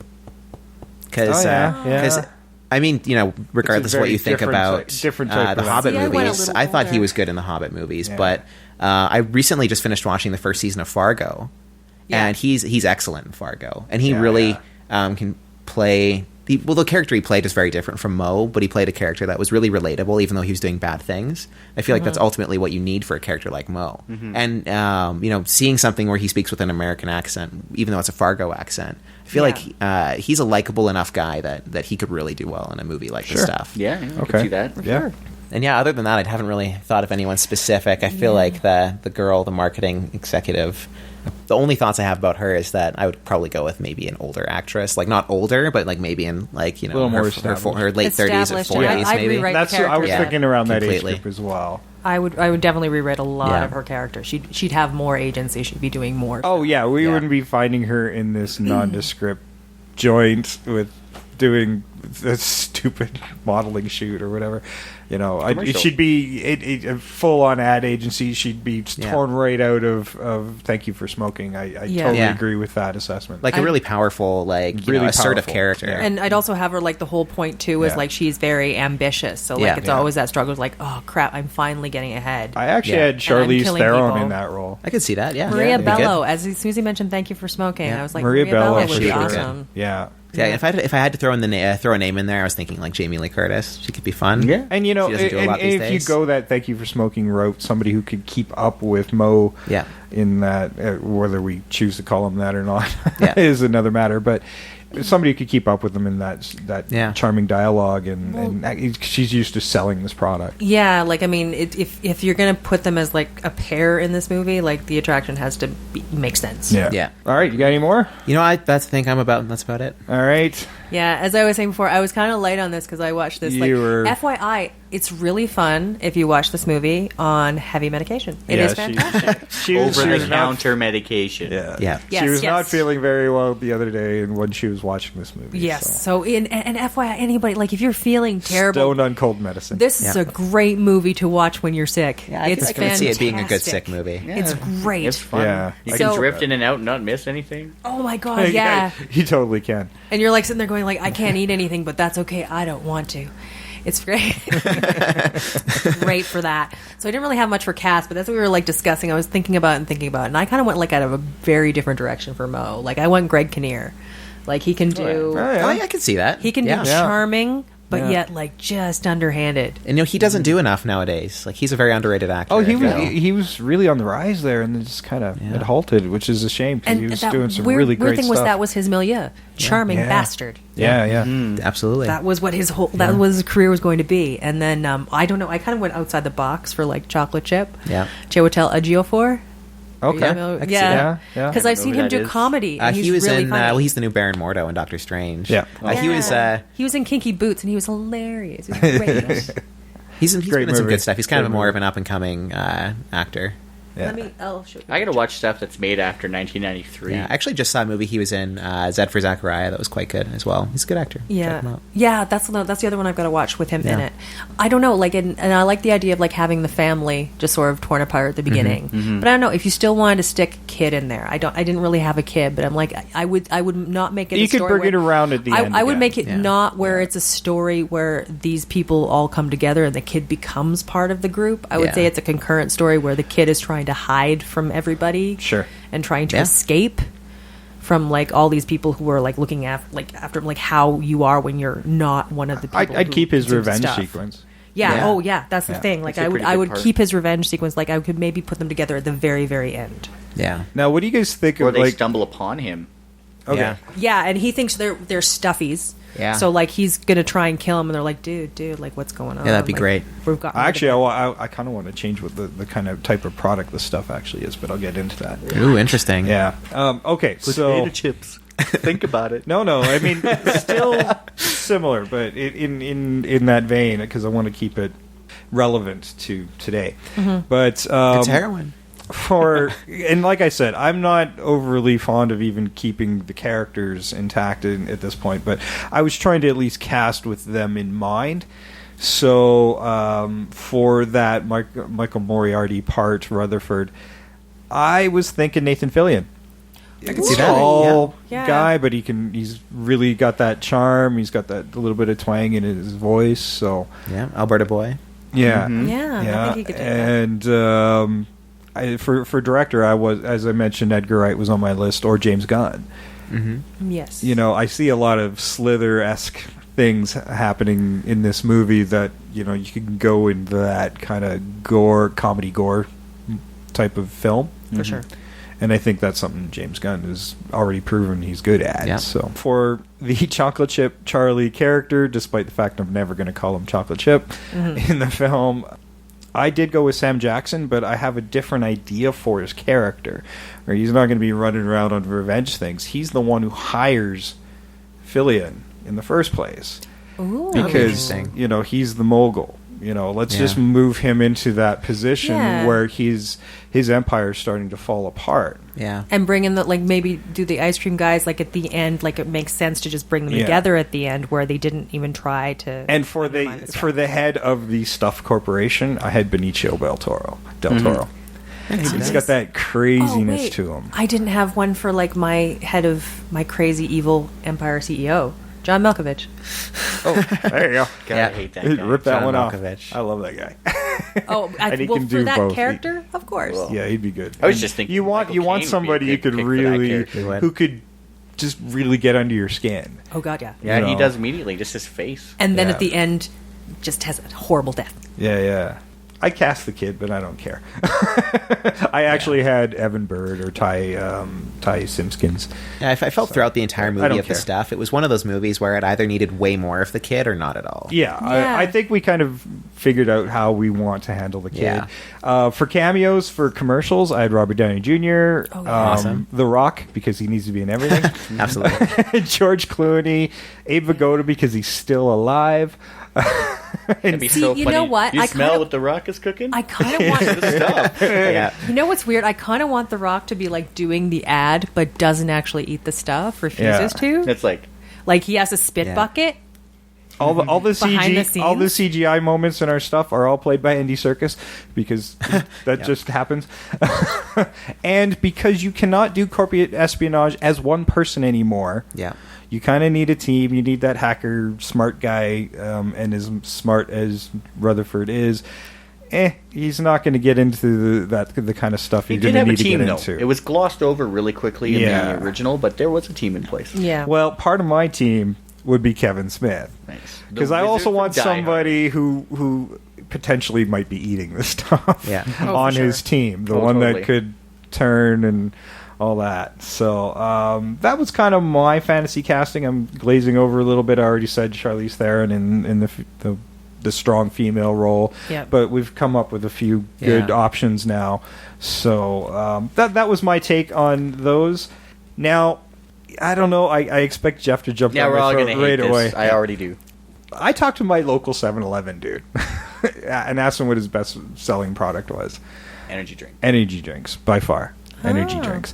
So I was thinking that's what this is. It's this, not just an energy drink, because most people know they're horribly bad for you, but they like the energy kick. And we've already established that the stuff makes you feel good. Yeah. Oh, it also, you don't sleep. They do say that at one point. And because of the nature of it, it should be also advertised as this amazing dietary supplement because it's eating you. Oh yeah, that's I had like weight loss as like an idea. Yeah, and because now says, I lost 6 pounds. Yeah, now this is a more liquid form, but it changes form a little bit as it eats you. So we can get back to the gooey stuff. And the gooiness, I think it should contain viscous materials of fat and blood and bits of bone, and just really disgusting. Once it's really started to digest the person from the inside. I can get behind that. All right. I was expecting Jeff to just trash me on that. I think really, one of the big ideas behind the stuff is that it becomes so popular because it's basically become its own food group. And people can eat it, breakfast, lunch, dinner, all the time. That's the only thing they ever need to eat because they love it so much, and it's delicious, and it's good for you. Well, you think of all the buzz stuff. So you could, but have like a protein. It's organic. Drinks. Vegan. It's all these buzz things that people. Vegan, gluten-free. Gluten-free. One cameo I forgot to mention I thought would be really funny is Dr. Oz.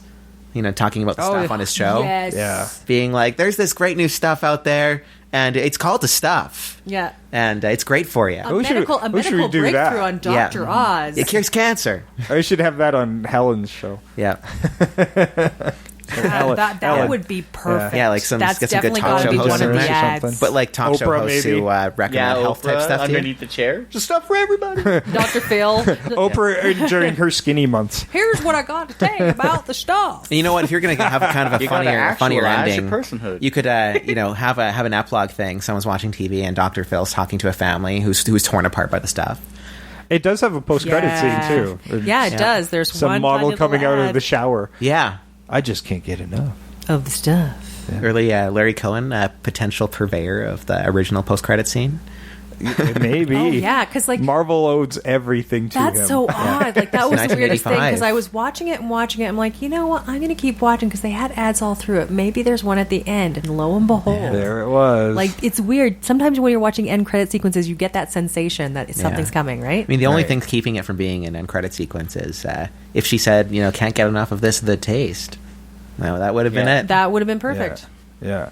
Okay, so we kind of have our opening with the kid. Yep. I think we're going to... And the baby. You have to put a baby in and make it awful. I like that's awesome. That's so awful. The petroleum byproduct aspect of it is relevant, and I think with hydrofracking, with injecting water into the ground, and then you bubble up something that you could make like a liquid product. I think it is. I think it's a mixture of whatever's being pumped into the ground and a natural spore or something down there that's just been dormant for so long. And I don't want that ever explained. No. You can explain where it comes from, but not what it is. Yeah. You need that mystery. That's one of the best parts about it. Totally. Yeah. And it's and in the end it's unimportant. And are we sticking with okay, now here's my other question. It's coming up from the ground. Like, is it still like a white goop?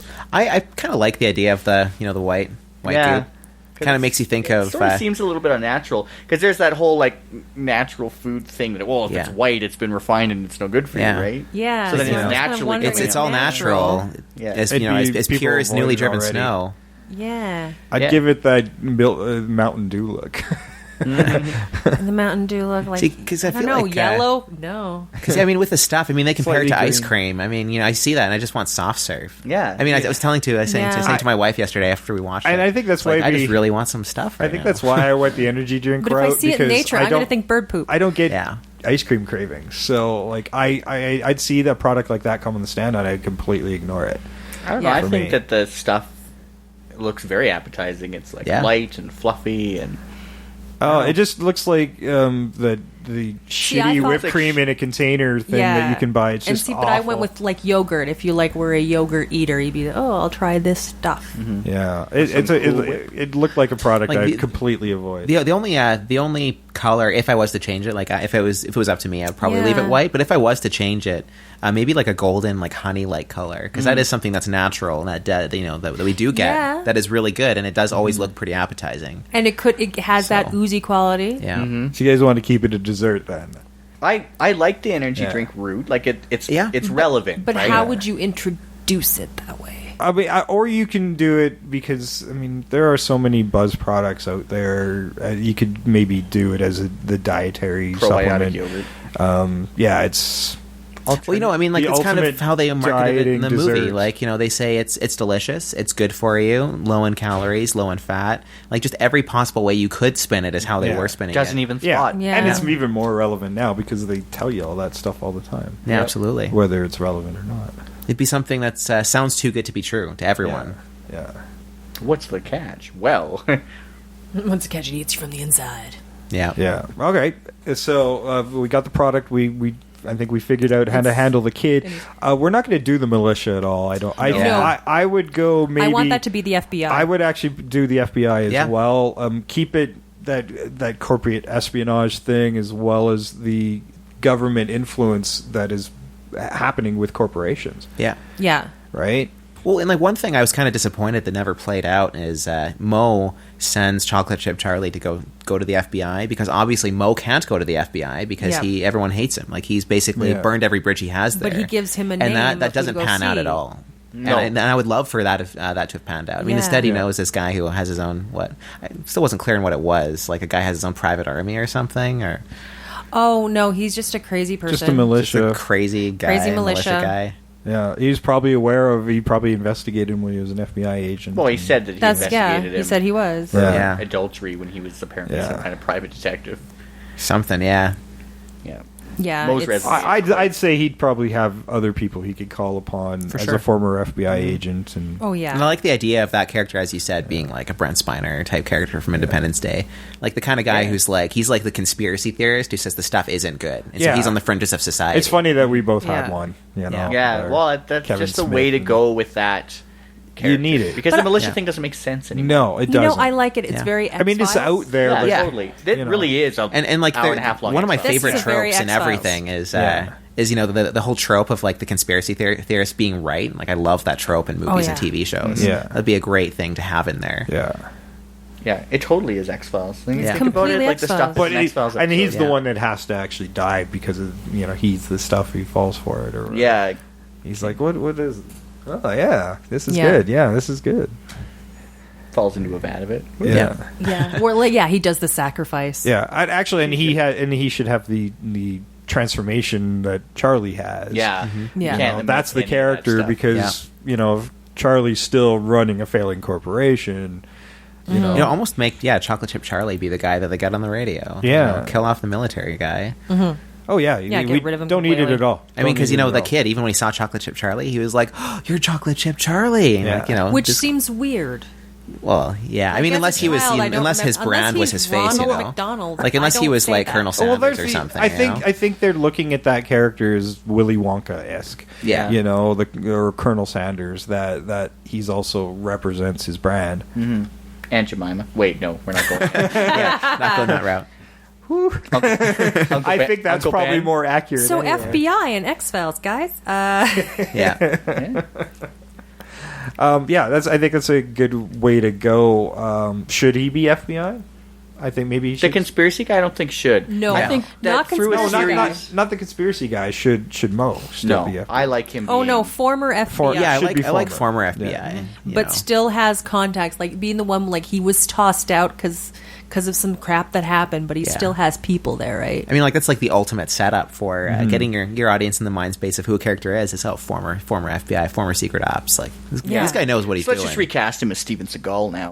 Yeah, No. He's he's the best person there is to investigate the stuff, but he's also a loose cannon.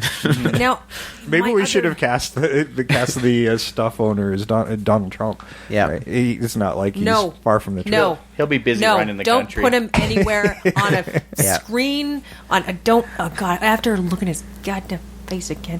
Sorry. Easy. We're Canadian. We don't really care about your guys. Yeah, I don't care. But we do have we itself. do have a growing U.S. audience. So. At first I was thinking, who's going to take over The Apprentice, and then it was Schwarzenegger. So I'm all good. So. Oh yeah, I'm fine with that. Really?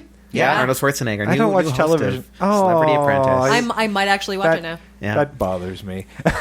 Someone was saying bother me in the least. He could say "you're fired" and take out a flamethrower. So I have my other question.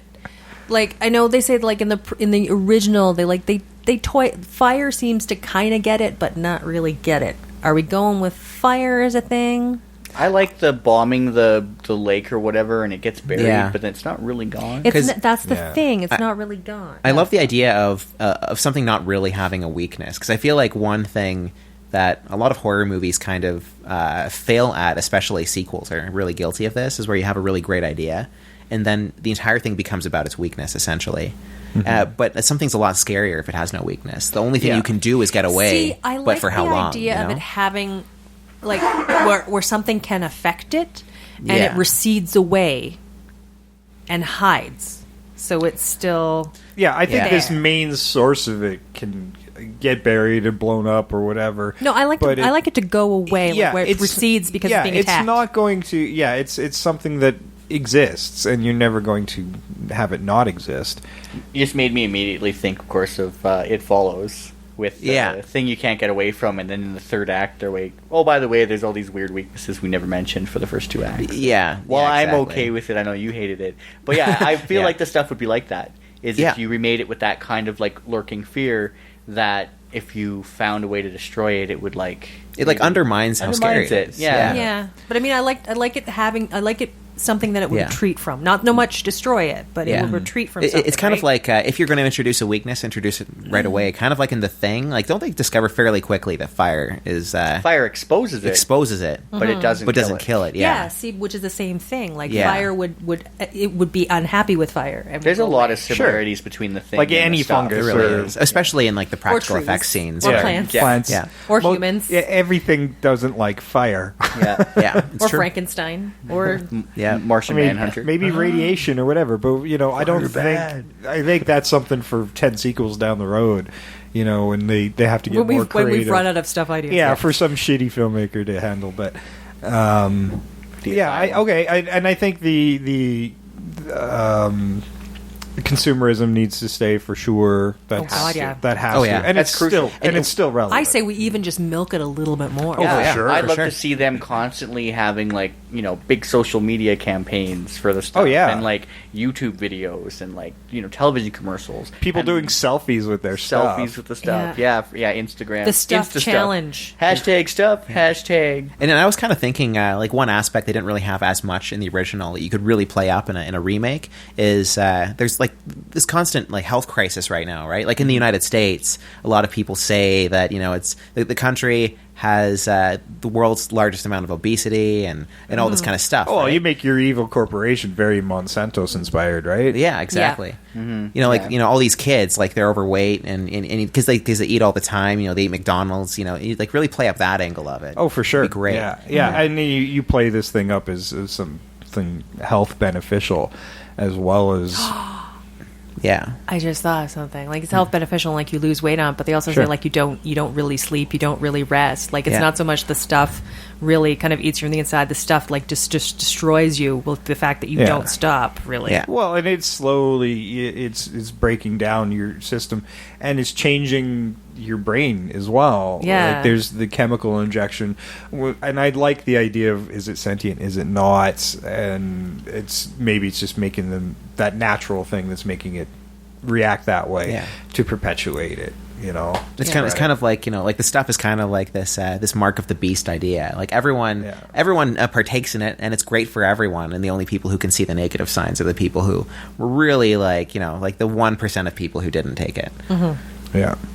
Something with it that I never understood, and that maybe plays again to its sentience in the original is that anybody that was overtaken with the stuff was always like, they went all Incredible Hulk. They're like, we just want to be left alone. We just want to be left alone. So it's like, what was the motivation? Like, did you guys feel that there was a reason that existed, or you didn't notice that was something that was recurring? I kind of figured it. I kind of figured, and I kind of figured it was. I figured it. No, I figured it. It was. What'd you figure? I figured it was something kind of like, you know, like Golem in Lord of the Rings, where he has like the ring, and that's like his one precious thing, and he doesn't want anyone to take it, and he's overly protective of it. He gets like increasingly violent when he's around it if he thinks he can get it. I kind of figured it was that kind of thing where they're so into the stuff, they love it so much. They just become increasingly protective of people who want it, even in general, like not even trying to take it away. To be fair, it can also go into that whole, like, the angle of, like, it's like a drug. Yeah. It's a drug, and, like, people are, like, it looks benign in the beginning. Because in that people that become scene, more and more immersed in it. It goes until that way, too, they don't care about anything else. With the diner, I guess. Yeah, like that's what I was just going to say. Like, he asks for it, and she says no, and then she has a big room. Yeah. I figured that was more something because they just want to keep it for themselves. Mm-hmm. Yeah, like, I think the addiction becomes so deep that's it. Yeah. And I mean, you could even have something, too, where, you know, you eat the stuff and it makes you feel better, and then you stop eating it, and then you feel really bad. Yeah. And so people kind of become dependent on it, even though, like, they don't admit or think that they are. Yeah, like you can sure. You can have a denouement where it's kind of like, you know, if you eat stuff. you know, fast food all the time, that's all that you eat, you're going to start to feel kind of shitty, right? Yeah. And so you're kind of feeling like, I need to do something else. Like, what if it was like you get that kind of feeling if you stop eating the stuff? You're like, I got to eat something healthy, better go get the stuff. You know? Yeah. But there's also the alternative, like the stuff. Like, I'm going to eat, like, I've got the stuff, but I'm going to eat future fruits and vegetables. But oh no, I kind of really want the stuff. Yeah, or you know, you start like eating other things, and then like other things, like getting some indigestion or something. Yeah. Like, so the stuff becomes the only thing that you actually feel comfortable that eating. You can eat. Mm-hmm. Okay, I think we got a structure of a pretty good movie here. Yeah, no, definitely. I think this is a great movie. And I think it comes from the structure of a really great movie that never was. It had pieces of a good movie, and I think it was constrained by its budget and the effects at the time. Mm-hmm. So it's full of great ideas. You know, we that can are so relevant. certainly give the stuff more characteristics now. Mm-hmm. Yeah, you know, if you the big oozing lake and whatever. You know, and I feel like it might even be more relevant now than when it came the out. main themes of it are so good. You know, you make it a combination of Thank You for Smoking and its original source material, and keep all that the addiction and the consumerism and the corporate greed, and I'd even go as far as the corporate buying out the FDAs and get to the conspiracy. That's how corporations own government agencies. Yeah, absolutely. I'd get into some real deep conspiracy shit, especially since we have a conspiracy guy to facilitate. Yeah, you know, like guy I can't remember who tells him that he's looking for people who are members of the FDA who approved the stuff, and they say that they're either dead or fled the country, or vacation. And then could you imagine that guy, that conspiracy guy? Like that's his lead-in line, and you could like add the X-Files element where like his contact back at the FBI, they're like, oh, so you're investigating the stuff, and there's other people who are like looking at him, being like, oh, you shouldn't be looking after that. That was us. Yeah. And then they come after him. Yeah, like there's layers, guys. Yeah. And he's got to find other former FBI guys to be his little militia. For what you remember as a cheesy movie, like there's a lot. There's a lot of good stuff here. There really is. Yeah, my closing. Everybody drunk yet? Yeah. My closing thoughts on the stuff. My closing thoughts on the stuff for this is that it was really ahead of the curve as far as concept and relevance, more so now than probably in the 80s. I'm sure that stuff existed as well, but it's really relevant with petroleum byproducts and corporate interference and government interference, and like I think that movie's more relevant today than it ever was in the 80s. Oh, yeah, for sure. And to me, there's like a kind of a little bit of irony with this really social commentary laden thing wrapped up and packaged in a very consumable product of the 80s, which was a throwaway horror movie for the video era. And it's proven, like, at least in Canada, we have a fairly strict food guidelines. It's very kabuki-ish in the States. There's a lot of things that are actually outlawed completely in several countries, including our own, that are allowed in food in the U.S. Yeah. So beware, everybody in the U.S. Please read your packaging. Hey, there's even stuff here that's like outlawed overseas as well. So we're not bad. We're not as bad as the U.S., but we're not. We're that's the one kicker I thought. We when I got was some watching bad this shit stuff here too. Is if you were to read the packaging of the stuff, there would be no red flags. On those containers. They say it's 100% all natural. They don't need to tell you the actual, what it is. What it is something they got from the ground. But they're supposed to tell you what it is. But they don't know what the stuff is made out of. But they could say, we had dairy products, all natural dairy products, and the stuff has the labeling of the stuff speaks so much to the way we consume today. And also, I thought that. Well, have you ever looked at something that says cheese food product? Cheese food product, yeah. I was just thinking, the Asylum, totally offhandedly, the Asylum remake that would come out a month before ours would just be called food. Yeah. Anyway. Okay, well, with that, we always want our audience to chime in as well, so you can do that on Twitter at Invasion Remake, as well as our Facebook page, Invasion of the Remake on Facebook, and of course, Invasion of the Remake at gmail.com. Anything else you guys want to add? No, as the ice cream truck goes. The ice cream truck. The ice cream truck's literally going by. Hey, do you guys want to go get some stuff? Yeah, let's go get some stuff. I'm hungry. Anybody want to get a bite to eat after this? Let's go get some stuff and run for that ice cream truck and see if they actually have some stuff.